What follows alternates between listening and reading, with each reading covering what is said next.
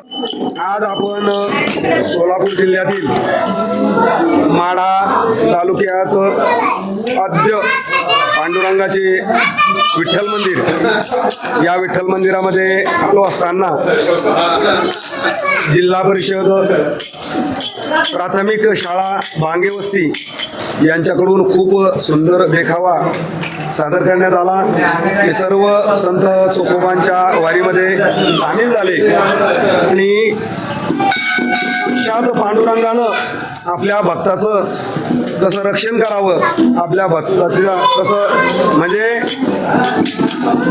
विठ्ठल पांडुरंग संत चोखामेळाच्या घरी एक बाईचं रूप घेऊन त्यांच्या पत्नीचं बाळंतपण करण्यासाठी आले। एवढे मोठे महान भक्त संत चोखोबा होते। या संत चोखोबांच्या दिंडीमध्ये ही वारी विठ्ठल रुक्मिणी आपल्यामध्ये सामील झाले, त्याबाबत आपण जाणून घेऊया। हरिभक्त पारायण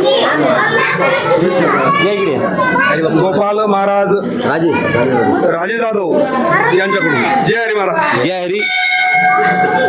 आज या ठिकाणी संत चोखामेळा महाराज जन्मस्थान मेहुणा राजा ते पंढरपूर अशा प्रकारचा हा पायी दिंडी सोहळा जो आहे, पालखी सोहळा, हा माढ्यामध्ये सोलापूर जिल्ह्यामध्ये या ठिकाणी त्याचा प्रवेश झाला आणि माढ्यातील जे विठ्ठलाचं मंदिर आहे त्या मंदिरामध्ये आम्ही या ठिकाणी पोहोचलो। दर्शन झालं, स्वागत झालं, आल्यानंतर नाश्ता वगैरे सर्व झालं। त्यानंतर आम्ही मंदिरामध्ये या ठिकाणी दर्शनाला आलो।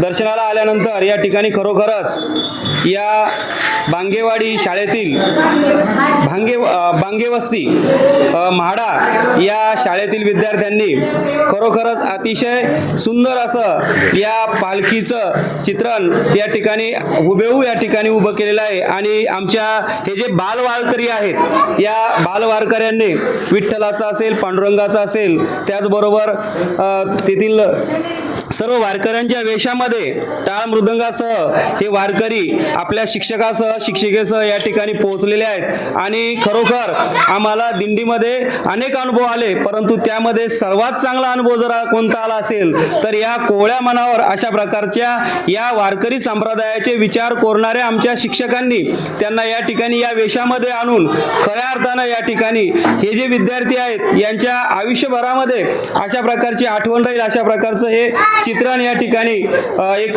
दिंडी सोहळा या ठिकाणी आणला।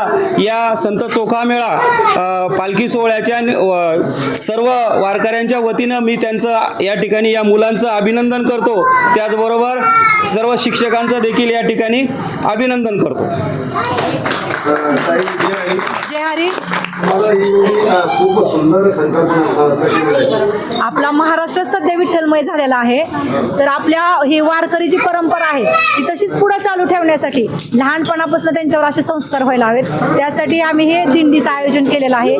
तर मुलांना जसं जसं काळ बदलत चाललाय तसं जुन्या गोष्टी विसरत चाललेत, मग त्यावर त्यांना चांगले संस्कार मिळावे, हे परंपरेचा जो वारसा आहे पुढे चालावा यासाठी आम्ही ह्या दिंडीचं छान असं आयोजन केलेलं आहे आणि सुंदर आमचे सर्व माता पालक वगैरे ह्याच्यासाठी उत्स्फूर्त सहभागी झालेले आहेत। चोखोबा महाराज की जय। आमची ही वारी चोखोबांची वारी, चोखवारी, निर्मल वारी, चोखोबांच्या निर्मला नदीच्या तीरावरून चोखवारी जिथे जिथे जाते तेथे प्रत्येक ठिकाणी साफसफाई आणि स्वच्छता करत, निर्मळपणा करत ही वारी पहिल्यांदाच जात आहे आणि आमच्या या वारीला अशा या सर्व भक्तांनी खूप चांगल्या प्रकारे प्रतिसाद दिला आहे। प्रत्येकाने आम्हाला उचलून धरलं आहे। यामुळं आमचे सर्व गावातील जन्मभूमी चोखामेळा पंचक्रोशीतील सर्व चोखोबा भक्त आमचे खूप खूप आभारी आहोत। धन्यवाद। धन्यवाद।